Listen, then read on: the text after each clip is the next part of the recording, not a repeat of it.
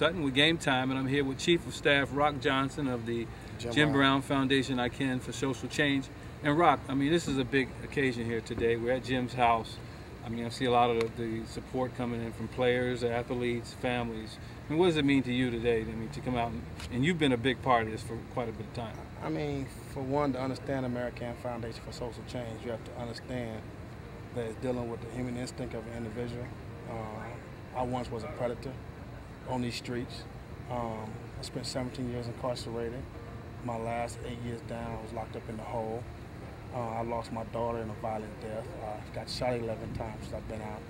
But to be able to be still part of a foundation who believed in me, a man who believed in me, Jim Brown, who gave me a chance in life, it allowed me to create a basketball component of American Foundation.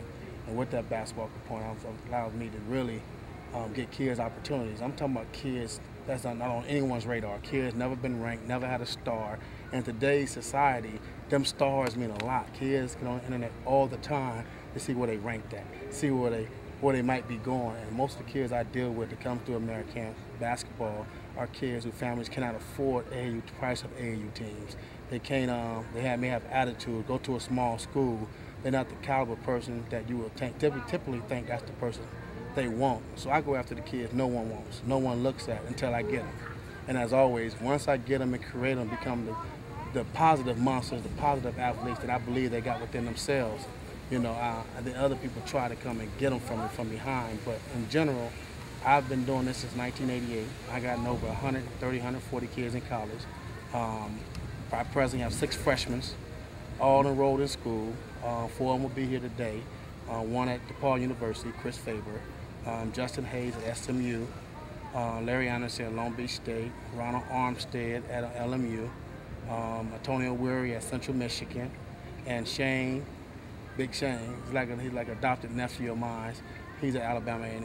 And to be able to have that and have 4 freshmen from last year who will be sophomores.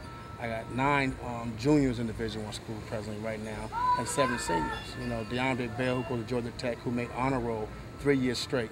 The honor roll at Georgia Tech. Right. And when I first got him 5 years ago, he was a kid only one school looked at, Santa Clara.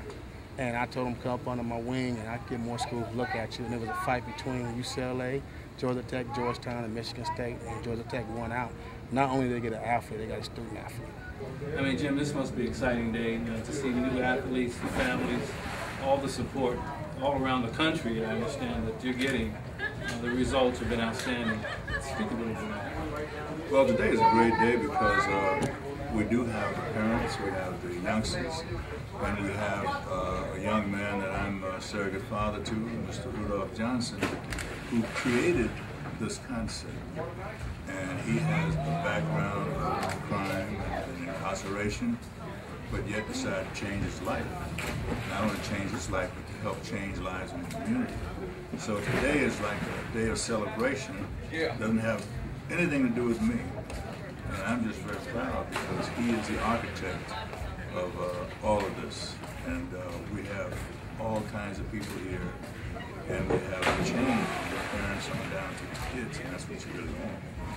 Now, you're better, well, for some people out there, you're known for football, but this has nothing to do with football. Where do you see this program going in the next 10 years?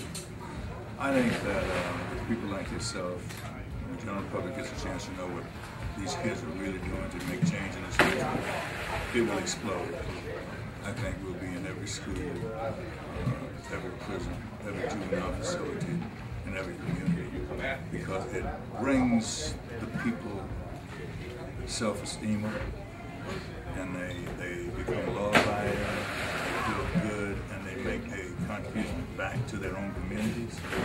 And once those communities are safe, and our schools are upgraded, and people feel good about themselves, it will be a way to make the great change that we need to make. And there's really no other way to do it. Now, I understand from overhearing some conversations that you're working with a couple of universities out there. What are you offering these universities on programming? Well, the base of American is our life management skills curriculum. It teaches a person how to take responsibility for themselves. That's one thing a person has to do. Then you can help them. So that curriculum is being used by Texas Southern University. We've trained a lot of veterans to be our facilitators, And we're addressing the youngsters that are now coming from high school into their freshman year at Texas Southern. And we have a summer academy that they can go into, and that academy will teach them the things that they will know to make that transition. And so they realized that there was one thing missing, which was our life management skills curriculum. So with Mr. Big George Foreman and Mr. Richard Johnson, Big George is a great man, we were able to marry our program with theirs. And we had our first graduation a week ago, and it's been highly successful. The aim is to bring the graduation rate up, to keep these kids in school for 4 years, let them graduate, and have the real benefit of a 4-year education. But the economic part of it is that when you bring that graduation rate up, the school can then get more money from the state to help improve, its curriculum. Well, it's essential to get them at an early age. What age group are you kind of targeting to try to get the help in? Well, when you're looking at Texas Southern in that situation, we're just looking at the seniors in high school. But when you deal with the overall concept of Where I Can, we're looking at some individuals that are 30 to 40 years old that are gang leaders that control these communities and they control these kids. See, if you don't get these gang leaders and these people with influence and negative influence to turn their lives around, you can't get to the kids.